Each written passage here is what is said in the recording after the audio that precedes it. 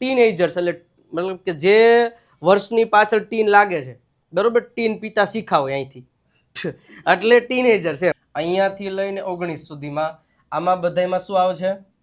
Tin આવે છે, બરોબર છે. 14, 15, 16, 17.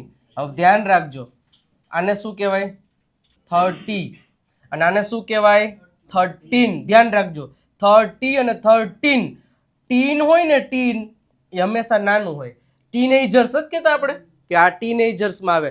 કયા લોકો ટીનેજર્સ કોને કહેવાય ખબર? 13 વર્ષથી લઈને 19 વર્ષના બાળકોને ટીનેજર્સ કહેવામાં આવે, બરોબર છે. 13 થી લઈને શું કામ? કારણ કે એની સાલમાં પાછળ ટીન આવે છે. ટીન એજર્સ, એજર્સ એટલે કે ઉંમરના. ટીન એજર્સ એટલે મતલબ કે જે વર્ષની પાછળ ટીન લાગે છે, બરોબર, ટીન પીતા શીખાવે અહીંથી એટલે ટીનેજર છે. એટલે જેટલા પણ હોય, ઘણા લોકો શું કરે કે હું મોટા ઉંમરના હોય, 50 વર્ષના છું, તો કિસે આઈ એમ 15 years old. એટલે 15 નો હોય 50 હોય. 50 ને 50 કહેવાય અને 15 ને 15 કહેવાય, 60 ને 60 કહેવાય અને આને 16 કહેવાય.